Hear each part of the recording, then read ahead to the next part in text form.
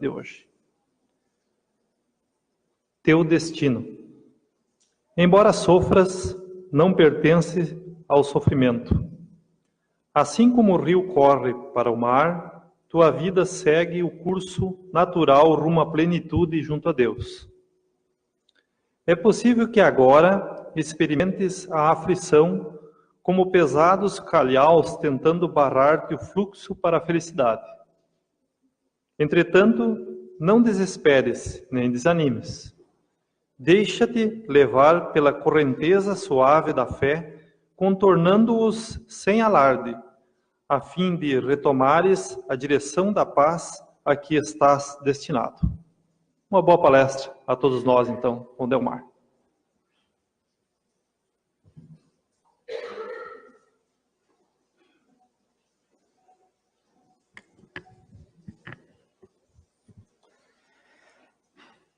Boa noite, irmãos. Que Jesus esteja em nossos corações.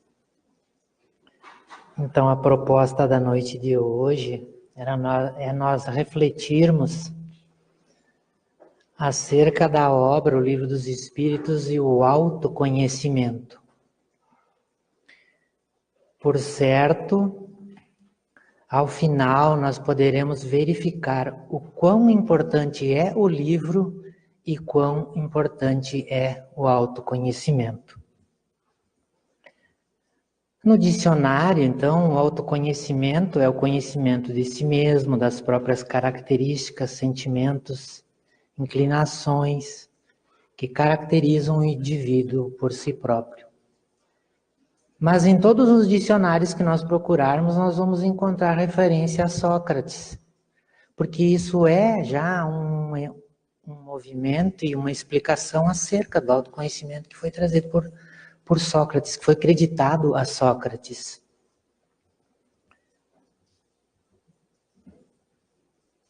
Mas assistindo um vídeo na preparação para esse momento de hoje, na FEB TV, pesquisando lá sobre o autoconhecimento, nós temos uma entrevista com 2 espíritas, em que Geraldo Campetti já faz uma primeira interrogação a eles. O autoconhecimento é uma busca constante, mas até que ponto nos conhecemos e o que é que falta para nos conhecermos integralmente? Quem quiser ter a curiosidade de pesquisar sobre, é só procurar lá no Google e colocar autoconhecimento, espiritismo.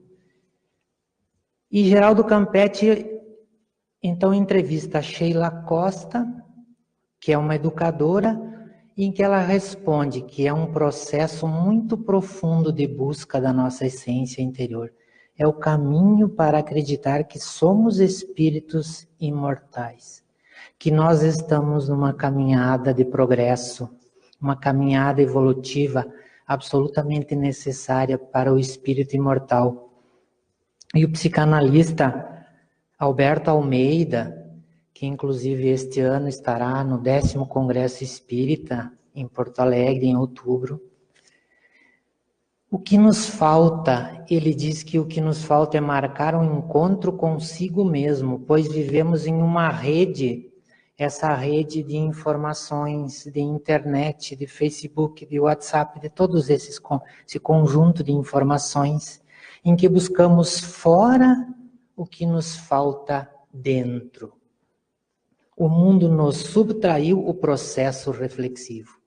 E ele dá um exemplo da psicologia atual de que as pessoas depressivas que tendem a observar o Facebook, vendo aquela história bonita de quem está do outro lado da tela, se deprimem muito mais e esse é um motivo de agravamento dos casos de depressão. Então ali se pinta um quadro, mas que a pessoa não consegue atingir aquilo ali que está fora dela. Ela não consegue fazer esse processo reflexivo de si mesma. Mas o Livro dos Espíritos, na sua questão 919, Kardec pergunta aos espíritos: Qual é o meio prático mais eficaz que tem um homem de se melhorar nesta vida e de resistir à atração do mal? Ao que os espíritos respondem: conhece-te a ti mesmo, dito pelo sábio da antiguidade, Sócrates. E aí, mesmo assim, ele continua a sua reflexão, ele aprofunda a situação, quando ele pergunta: sim, sabemos da máxima dessa sabedoria, que já perdura. Porém, a dificuldade está precisamente em cada um conhecer-se a si mesmo. Qual o meio de consegui-lo? Sim, é difícil a gente se conhecer, mas como é que a gente vai fazer para se conhecer? Que movimento nós podemos fazer? E então, o Espírito Santo Agostinho, um daqueles espíritos que na obra, o Livro dos Espíritos, nos seus prolegômenos, junto com outros espíritos da época, o Espírito da Verdade, São Vicente de Paulo, São Luís, Fenelon, Swedenborg, traz uma explicação muito interessante acerca de como fazer. Ele começa dizendo: fazei o que eu fazia quando vivi na Terra. Ao fim do dia interrogava a minha consciência, passava a revista ao que fizera e perguntava a mim mesmo se não faltar algum dever, se ninguém tivera motivo para de mim se queixar. É o comentário da questão 919A. Mas ele usa a palavra interrogar, perguntar, durante toda essa explicação. Em muitos momentos destas explicações, ele observa o perguntar, o inquirir, o perscrutar. E ele continua dizendo: foi assim que cheguei a me conhecer e a ver o que em mim precisava reforma, o que precisava mudar, o que precisava fazer diferente. Aquele que todas as noites evocasse todas as ações que praticara durante o dia e inquirisse de si mesmo o bem ou o mal que houvera feito, rogando a Deus e ao seu anjo da guarda que o esclarecessem, grande força adquiriria para se aperfeiçoar, porque, crede-me, Deus o assistiria. Então ele já faz um convite para buscar Deus e buscar o anjo da guarda e pedir o amparo para essa reflexão. Dirigi, pois, a vós mesmos perguntas. Então ele pede que nós façamos isso conosco. Interrogai-vos, olha, interrogar novamente, sobre o que tendes feito e com que objetivo procedeste em tal ou tal circunstância. Sobre se fizeste alguma coisa que feita por outrem censuraríeis. Então interroga-te, você censura o que está no outro? Sobre se obraste em alguma ação que não ousaríeis confessar. Até mesmo aquilo que nós não contaríamos, confessaríamos para ninguém. E ele continua, pergunta ainda mais, interroga ainda mais. Se aprovesse a Deus chamar-me neste momento, se desencarnássemos, teria que temer o olhar de alguém? Alguém que encontrássemos do outro lado? Ao entrar de novo no mundo dos espíritos, ele reafirma a reencarnação, porque nós estaríamos retornando ao mundo dos espíritos, onde nada pode ser ocultado. Examinai o que pudestes ter obrado contra Deus, depois contra o vosso próximo e finalmente contra vós mesmos. Ele nos coloca numa situação de pensar muito sobre esta questão, de refletir profundamente. E na continuação dos esclarecimentos, ele diz: as respostas vos darão ou descanso para a vossa consciência, consciência ou a indicação de um mal que precisa ser curado. Mas ele dá o movimento, nos dá o movimento que podemos fazer para curar, para nos curarmos destas imperfeições. Porque estas imperfeições podem ser curadas. O conhecimento de si mesmo, então, é a chave do progresso individual. A chave da nossa caminhada. A chave do nosso processo de caminhada rumo à evolução. Evoluindo constantemente, sempre para melhor. Direis, como há de alguém julgar-se a si mesmo? Aí ele pergunta novamente, mas como é que nós vamos nos julgar? Não está aí a ilusão do amor próprio para atenuar as faltas e torná-las desculpáveis? Então nós nos desculpamos, quem sabe, nesses momentos em que precisamos refletir, repensar, nos perguntar. Então o avarento, o materialista, ele vai se considerar apenas econômico e previdente. O orgulhoso julga que em si só há dignidade. Eu tenho orgulho de ser assim. Eu sou assim. Então eu sou digno de ter orgulho por isso que eu tenho. Isto é muito real, mas tendes um meio de verificação que não pode iludir-vos. Quando estiverdes indecisos sobre o valor de uma das vossas ações, inquiri como a qualificaríeis se praticada por outra pessoa. Então, como é que nós qualificamos quando o outro age? Será que nós julgamos o outro? Será que nós não julgamos? Como é que nós qualificamos? Mas se nós censurarmos no outro, não o poderemos ter por legítima quando nós formos os autores, pois que Deus não usa duas medidas de aplicação da sua justiça. A justiça divina é a mesma para todos. Visto que está no outro, julgamos. Se fazemos da mesma forma, a nossa medida de julgamento está diferente da lei divina.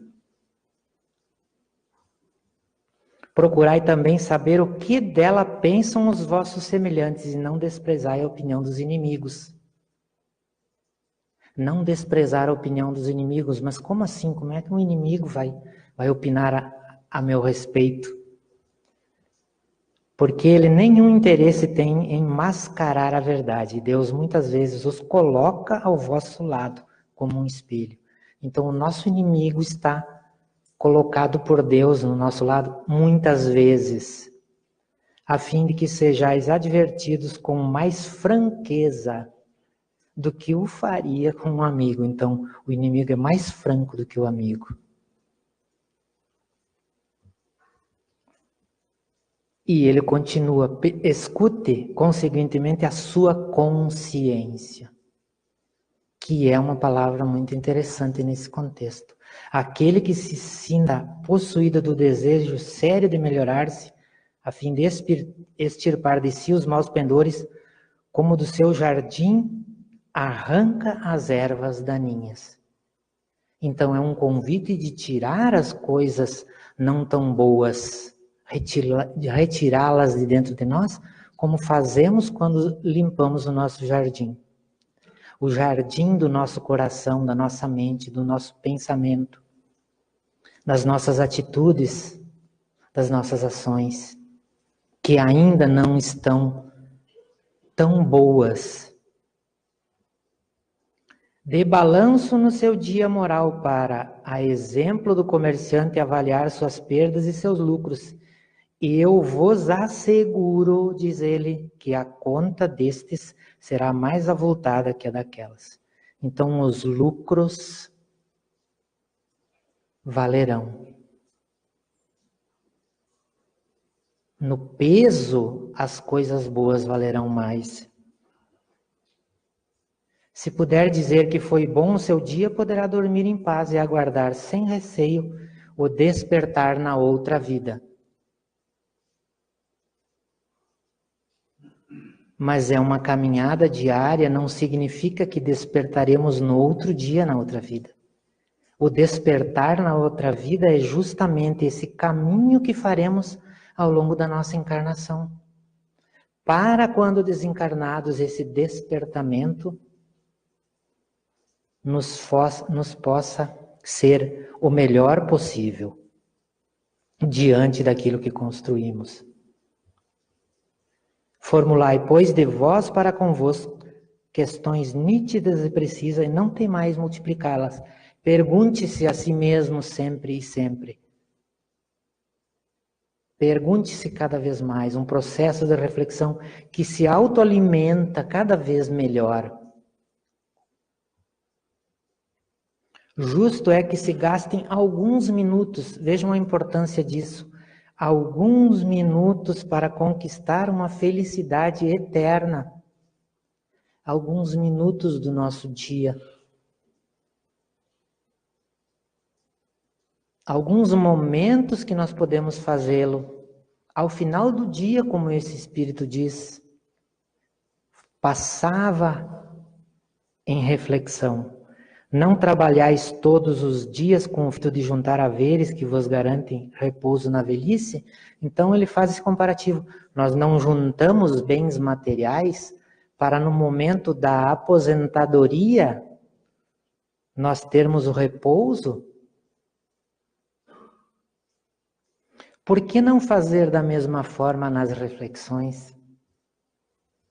Não constitui esse repouso objeto de todos os vossos desejos, o fim que vos faz suportar fadigas e privações temporárias? Nós não trabalhamos 8 horas por dia, digamos, cansados muitas vezes, mas vamos em frente e outro dia novamente e outro dia novamente, para termos um seguro material. E aqueles minutos, então, estamos deixando de fazê-lo? Pois bem, que é esse descanso de alguns dias turbados sempre pelas enfermidades do corpo, em comparação com o que espera o homem de bem. O que é esse dia, esses problemas, essas aflições que nós temos diante que nos espera da busca do autoconhecimento? Não valerá este outro a pena de alguns esforços? Desses esforços de se melhorar? De se conhecer? Sei haver muitos que dizem ser positivo o presente e incerto o futuro, como nós ouvimos muitas vezes no meio comum. O futuro a Deus pertence, ou eu vou aproveitar agora porque depois não tem mais nada, dito por aquele que conhece as coisas materiais e não conhece das coisas espirituais. Eu preciso aproveitar tudo nesta vida, porque depois acaba. Ora, esta é exatamente a ideia que estamos encarregados de eliminar do vosso íntimo, visto desejarmos fazer que compreendais esse futuro, de modo a não restar nenhuma dúvida em vossa alma. O convite à compreensão de que nós somos espíritos imortais, de que nós somos donos da nossa caminhada, de que nós podemos fazer por nós mesmos. Por isso foi que primeiro chamamos a vossa atenção por meio de fenômenos capazes de ferir-vos os sentidos. Então ele nos chamou a atenção, nos interrogou, fez nos interrogarmos, e que agora vos damos instruções que cada um de vós se acha encarregado de espalhar. Com este objetivo é que ditamos o Livro dos Espíritos. A obra monumental da doutrina espírita, primeira obra da doutrina espírita, trazida por Kardec, conduzida pelo Espírito da Verdade e os Espíritos superiores que fazem parte da codificação, está a dizer que eles vieram para nos dizer, para nos conhecermos, para buscarmos o nosso autoconhecimento, trazendo também aqueles que precederam Jesus no momento em que ele esteve aqui.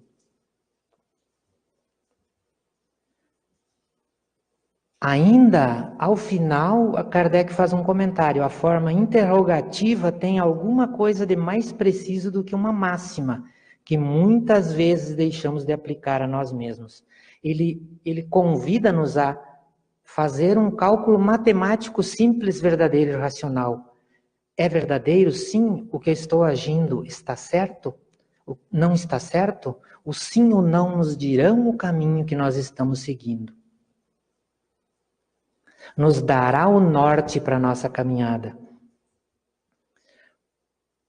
Porque a pergunta 621 do Livro dos Espíritos, e que este Espírito fala sobre a consciência, Kardec faz aos Espíritos. E onde está escrita a lei de Deus? Na consciência. Visto que o homem traz em sua consciência a lei de Deus, que necessidade havia de ela lhe ser revelada? Ele a esquecera e desprezara. Quis então Deus que lhe fosse relembrada. A doutrina espírita relembra a lei de Deus, porque nós havíamos esquecido. Ou nós queremos esquecê-la, ou no momento do autoconhecimento nós não queremos deixá-la fluir para nós. Fazer com que ela conduza o nosso caminho. E é esse processo, esse caminho que ele faz.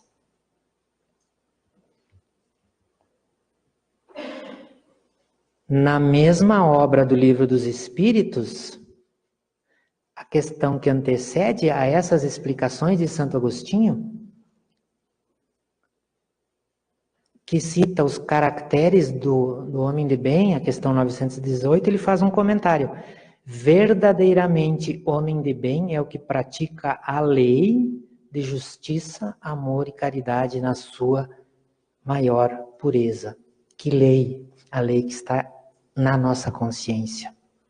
A lei de Deus.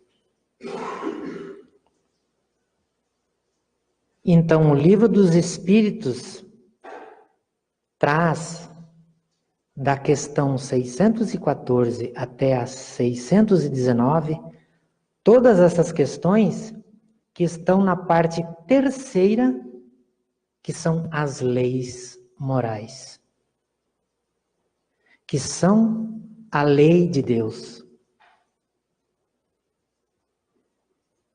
E estas leis morais, que são as leis de Deus, foram traduzidas na obra O Evangelho segundo o Espiritismo. Essas leis foram a base para a construção do Evangelho segundo o Espiritismo. Então, o Livro dos Espíritos, o autoconhecimento, trouxeram mais adiante, 7 anos depois do Livro dos Espíritos, o Evangelho de Jesus.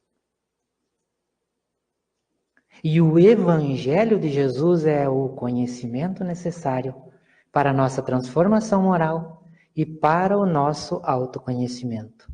Também, junto com o Livro dos Espíritos. As engrenagens se acertam e se concatenam. Porque nessa mesma obra, o Evangelho segundo o Espiritismo traz os caracteres da nossa perfeição, da busca da nossa perfeição. No item O Homem de Bem, no número 13, ele traz o verdadeiro homem de lei, o homem de bem, é o que cumpre a lei de justiça.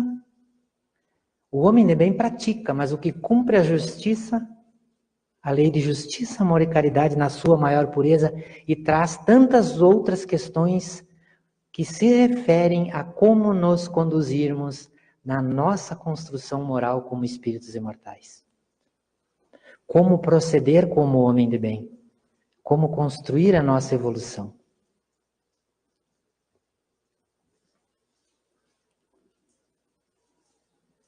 O que o autoconhecimento nos faz buscar? E como fazer? Como podemos buscar o nosso autoconhecimento? Por essa reflexão diária, pela prece, que é o vínculo que nós fazemos através da prece, no convite dos Espíritos, através da lei de adoração, para nos conduzirmos e nos aproximarmos de Deus. É uma das leis de Deus, é uma das leis morais, a lei da adoração, que nos conduz a nos aproximarmos de Deus e a nossa transformação. Pelo Evangelho no Lar, que é o convite que a Casa Espírita diuturnamente faz, para que nós façamos este movimento dentro do nosso lar. E aqueles que não o fazem podem perguntar a um trabalhador como pode ser feito. Ali na recepção receberá as orientações acerca disso, de como fazê-lo, de como trazer Jesus para dentro do nosso lar. Pelo estudo que a casa oferece, não um estudo em casa, sozinho, individualizado, mas o estudo em grupos de estudo da Casa Espírita, que neste movimento que fazemos de nos conhecermos o outro e no outro conhecermos a Deus também. Pelas práticas do homem de bem, que estão muito bem esclarecidas no Evangelho segundo o Espiritismo, para buscarmos a perfeição, não a perfeição absoluta, mas a perfeição que nos cabe chegar como espíritos em caminhada evolutiva. E seguindo aquele que é o exemplo que a doutrina traz, de modelo e guia da humanidade, os exemplos de Jesus no seu Evangelho. Que nós fiquemos então com essas reflexões e que nós possamos sim construir dentro dos nossos corações, buscar essa proposta de nos conhecermos melhor, para que nós possamos, diante de todos os acontecimentos da nossa vida, nos melhorarmos e buscarmos sempre, cada dia, viver melhor. Que Jesus, então, permaneça em nossos corações.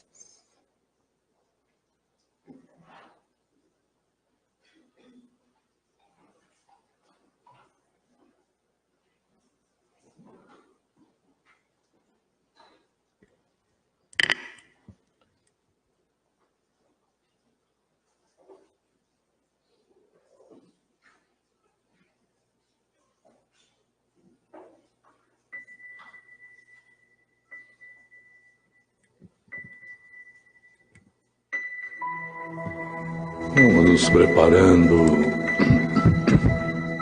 para um momento do paz, um passe espiritual. Quando nós nos colocamos em prece e os benfeitores da casa, os benfeitores de cada um de nós, aproximam-se, impõem as mãos, escutam o nosso coração, nosso pensamento e auxiliam-nos a refletirmos sobre nossa vida, sobre o que temos feito no dia a dia, para o crescimento como espíritos imortais que somos nós. Assim, nós podemos pedir ao Pai generoso e justo que ampare nossas almas frágeis nesta caminhada, que agora que encontramos o rumo seguro de seguir a mensagem do Cristo, não mais vacilemos,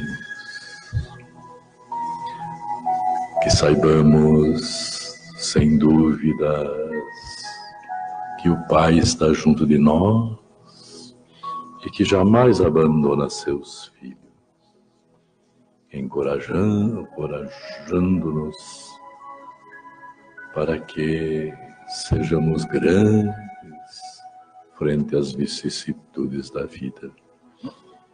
A fé fortalecida pelo entendimento, a fé fortalecida pelo raciocínio, nos torna fortes, superiores às dificuldades, pois que jamais um Pai bom e justo permitiria que seus filhos enfrentassem dissabores sobre os quais não pudessem sair vencedores. Agradeçamos por nos reunirmos na casa espírita e aqui recebermos preciosos ensinamentos que nos traz o Consolador prometido pelo Cristo. Sigamos assim, em reflexão, em prece, coração aberto ao Pai, pois que dele nada se esconde, aguardando o segundo momento do nosso passe, o momento da irradiação mental.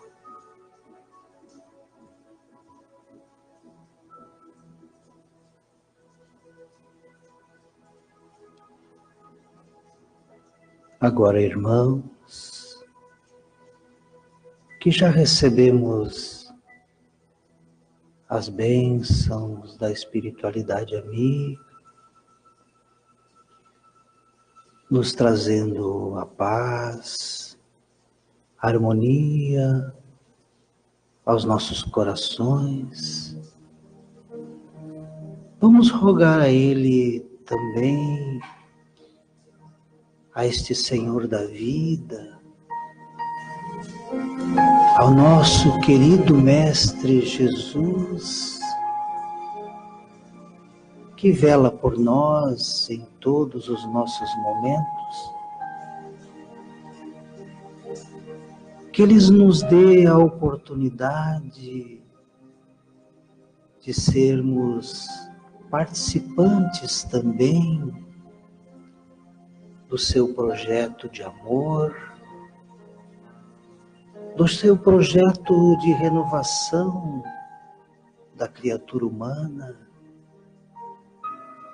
da renovação de nós mesmos, buscando criar condições positivas em nossas vidas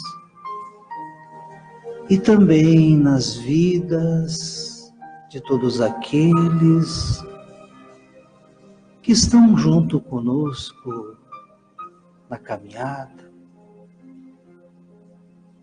Que sejamos indulgentes com todos aqueles que cometeram os equívocos, que possamos extinguir a criminalidade, mas não extinguir o criminoso, que possamos educá-lo para que não venha a cometer mais delitos, que possamos ser partícipes de extinguir a enfermidade, mas não extinguir o enfermo, que possamos todos nós, através do autoconhecimento e da libertação da consciência, levarmos a palavra amiga a todos aqueles que sofrem, a todos aqueles que passam por diversos tipos de dificuldades e que convivem conosco e que estão ao nosso alcance de nós fazermos algo por eles, pois é ajudando que somos realmente ajudados. É necessário que participamos efetivamente deste processo de amor que o Pai nos proporciona, que Jesus nos indica através do seu Evangelho, da sua Boa Nova. Queremos, queridos irmãos, agradecer ao nosso irmão Delmar, companheiro de jornada espírita, pelos esclarecimentos trazidos nesta noite de hoje.